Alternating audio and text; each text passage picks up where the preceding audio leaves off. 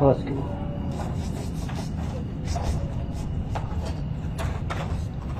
صور.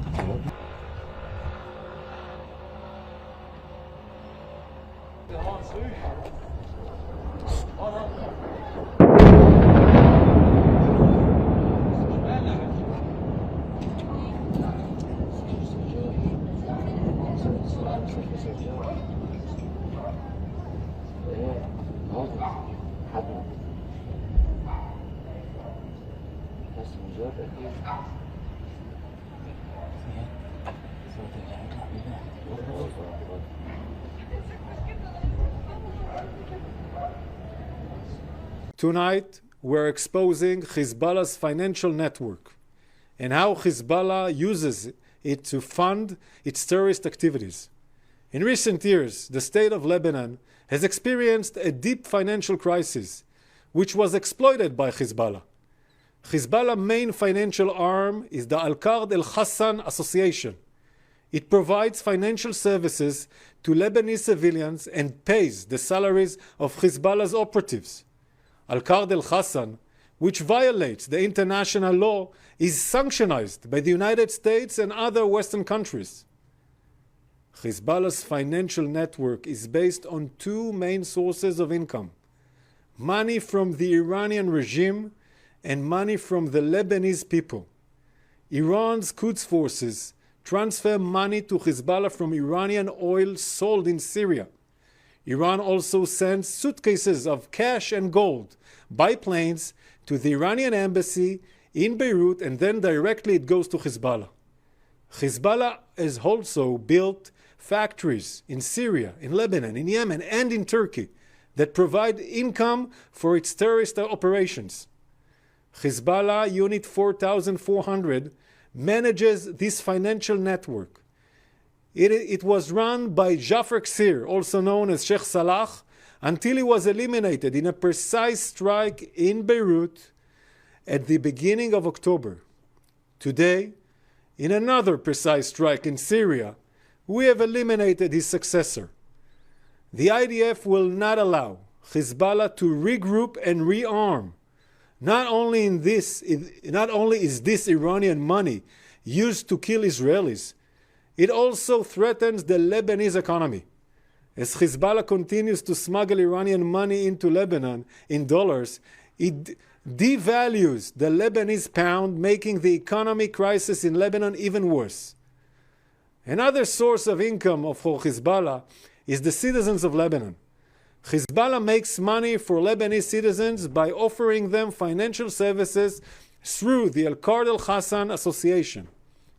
Last night, we called on Lebanese civilians to move out of harm's way from Hezbollah's financial facilities across Lebanon, including in the Dakhia area.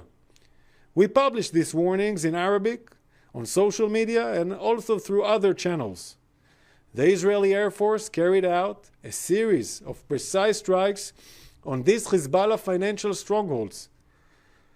One of our main targets last night was an underground vault with millions of dollars in cash and gold. The money was being used to finance Hezbollah's attacks on Israel. This vault was deliberately located under a residential building. Our strikes will degrade Hezbollah's ability to finance its attacks on Israelis. Tonight, I am going to declassify intelligence on a site that we did not strike, where Hezbollah has millions of dollars in gold and cash. In Hassan Nasrallah's bunker. Where is the bunker located?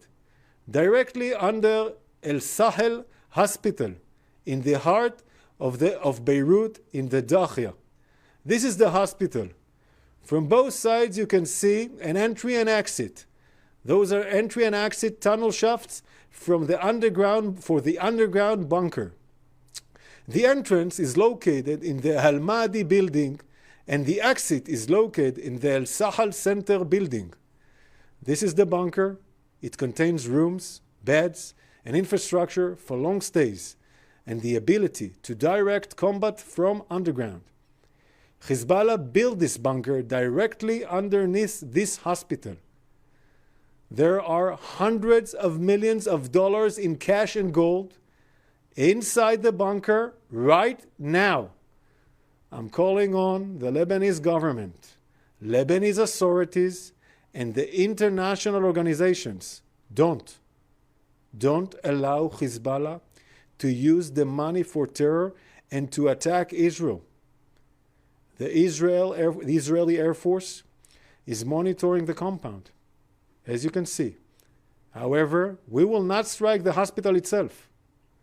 I want to emphasize, we are not at war with the people of Lebanon. We are at war with Hezbollah. And we will continue to operate against Hezbollah so that the residents of northern Israel will be able to return to their homes in safety and security. So, where does Hezbollah's money come from? The money comes from two main sources. Either it's stolen from Lebanese civilians or smuggled from Iran into Lebanon. Let's break down how it works. From Iran, the money is funneled in three main ways. Through the Quds Force of the Islamic Revolutionary Guard Corps, Iran transfers oil and money to Syria through the sea and land. The oil is then sold to Syrian companies, such as the BS company, owned by the Qatarji family. The head of the company was Bara Qatarji, who led oil imports over the past decade until he was killed in June 2024. This involves tens of millions of dollars that were transferred via Hezbollah's smuggling unit to Lebanon and into Hezbollah's pockets. Iran also flies in cash directly to Lebanon, which comes from the independent oil sales of the Quds Force. The cash is flown in under diplomatic cover to its Iranian embassy in Beirut, from where the money is handed over directly to Hezbollah. With Iran's backing, Hezbollah engages in other economic ventures, such as importing gas to Syria and establishing factories in Syria, Lebanon, Yemen, and Turkey. These ventures generate revenue that goes straight into Hezbollah's pockets. Who manages this revenue stream? Meet Muhammad Jafar Kassir, the commander of the transfer unit and Hezbollah's chief financial officer, wanted worldwide. He managed Hezbollah's primary source of income for years, until he was eliminated in a targeted strike in Beirut in early October. And the money that doesn't come from Iran, it's taken straight from the pockets of Lebanese civilians. Hezbollah exploits the healthcare, education, and welfare systems, and especially its association, Al-Qard al-Hassan Association, to profit at the expense of the Lebanese civilians. Hezbollah is taking advantage of Lebanon's severe economic crisis to bind its citizens to a separate economic system under its control. Through the Al-Qard al-Hassan Association, Hezbollah takes money from citizens who need it to survive. In another reality, this money could have been used to rebuild the country, not to produce missiles. These two funding sources, Iran and Lebanese civilians, form Hezbollah's financial reserve, stored in Al-Qard al-Hassan Association branches and in warehouses scattered throughout civilian areas. This is the money Hezbollah uses to indiscriminately fire rockets at Israeli civilians.